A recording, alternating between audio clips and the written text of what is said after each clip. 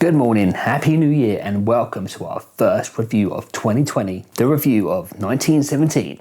I apologise for the delay in getting this review to you. I wanted to get it to you on Friday, but what stopped me from doing it is this thing that's on my face, this thing that's growing on my face, this beard thing.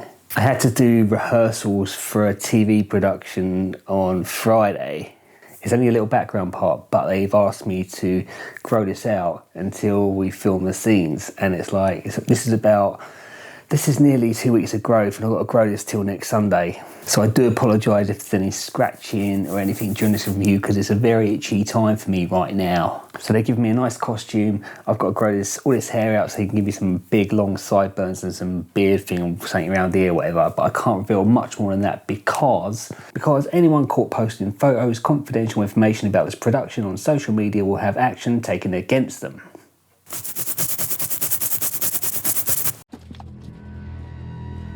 In your own time, gentlemen.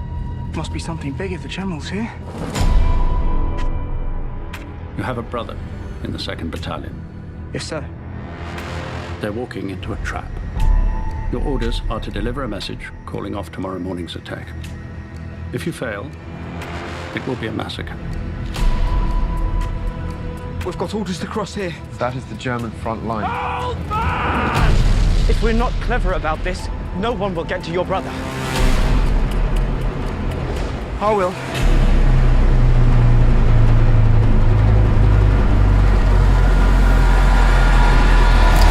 Ooh. So before I talk about this film, I think it's best to highlight that I'm not really into war movies. I liked Fury, I liked Hacksaw Ridge, I thought The Finest Hour was alright, and I liked the opening sequence of Saving Private Ryan too. So this film is set in April 1917, of course, and these two soldiers are given a mission to find another group of soldiers to tell them not to go into battle because they're going to fall into a trap set by the Germans. So I think they've got a couple of days. I can't remember how much time they've got. They haven't got much time to get to this group of soldiers to give them this information. So that's what it's about. So the mission is to get this information to the other group of soldiers. I'm sure you've seen this from the trailers. You'll know what it's all about. And as you may or may not know, this film has been made to look like it's all just filmed in one shot. It's all been filmed to look like it's all done in one continuous shot. Like it hasn't been cut at all. It's literally just looks like it's been one camera just following these people through their whole journey. But I will talk more about that later. So the film starts, the film begins, and from the beginning it's a very, very slow burner. The first hour is just like mostly walking, a little bit of running maybe, a little bit of jogging, some fast walking, and you're constantly following these characters like behind him. It feels like, I haven't played a computer game in a while, but I remember like when you follow a character in a computer game, when you're following someone with a gun, it feels like you're following a computer game character for most of it. You're just following soldiers with guns and you're seeing them from the back. It's really, it just got a bit annoying after a while, that's all. And what they show you in the trailer, they show you all these action scenes, but there's absolutely minimal action through the first half of the film. It goes kind of like this, right? Look at this. The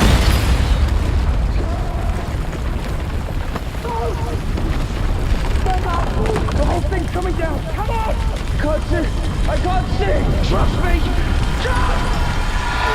So what you saw in that clip, the action sequence, it starts about a minute before what you just saw, basically, and it goes on for another 30 seconds after that. It goes for about like maybe 2.5 minutes, maybe.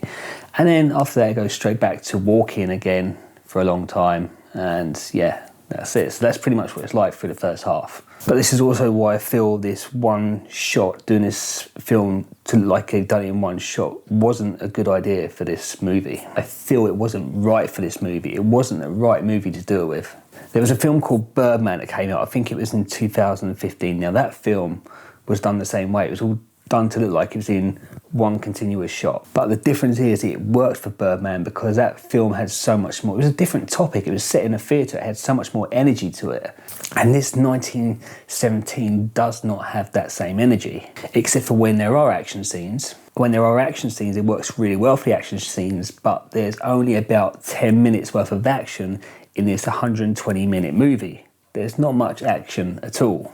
The trailer lies a bit, I think, with that. It shows all the action shots in the trailer. If you look at all the action shots in the trailer, you've basically just got to extend them by like a minute or whatever, and that's all the action in the film. That's it, basically. To be honest, it just feels like they decided to do this movie to like it was done in one shot because it worked for Birdman. And they generally do it. If it works for one film, they think it's going to work for another film, and it just doesn't seem to work for this one, I don't think. I've seen on the TV spots as well, they're just claiming this is groundbreaking filmmaking, but I don't think there's anything groundbreaking about taking an existing idea but using it in a different genre. I don't think that's groundbreaking at all. It's funny because like you always see American TV or films sometimes copying our ideas, like they did with The Office, they did it with House of Cards, but now it's like the tables have turned and we've copied an American film idea, we've copied Birdman and we've brought it over to a British film, and you can just imagine the British producers sitting there having this conversation. Oh, that bloody Birdman film, that was a riveting film, one shot, makes it look like it was done in one shot.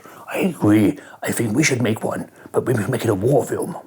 What I thought was really nice is that I saw it in IMAX, and it's really good seeing it in IMAX, because I think what was really great, and if this is considered groundbreaking, all the sets were great, like all the scenery they go into, all the different scenarios they're in, all the countryside, it looks just war torn, it looks great, it looks really good. That's the bits I thought were looks really good, the settings, they were great, and that looks great in IMAX. The first half was quite exposition heavy as well. There was just like dialogue, just felt like it was telling you stuff you already knew. It's just, you know, they were in a mine shaft and they go, oh, it's a mine shaft, and they stumble across this abandoned house, and you can see it's abandoned. You know it's abandoned, and they go, "Ooh, it looks like an abandoned house." And it's like, right, okay, we knew this.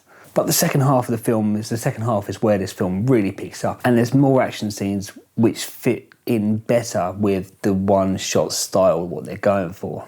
And there's some really, really lovely emotional scenes as well. And they're really good because the actors did these really well, and that's one thing that director Sam Mendes is really good at. He's good with actors.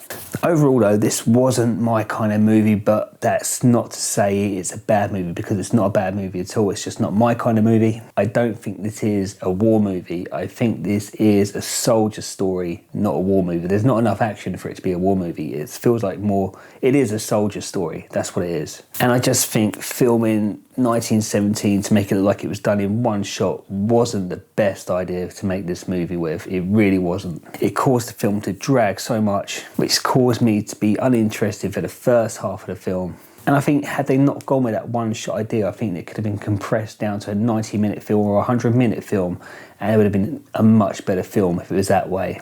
But if you do like your slow dramas based on true stories, you're going to love this film. But if you really like action films, like really, really action-packed films, I think you might be a little bit disappointed by this film. So I will leave you with Colin Firth's advice to you if you go and see this film. Good luck.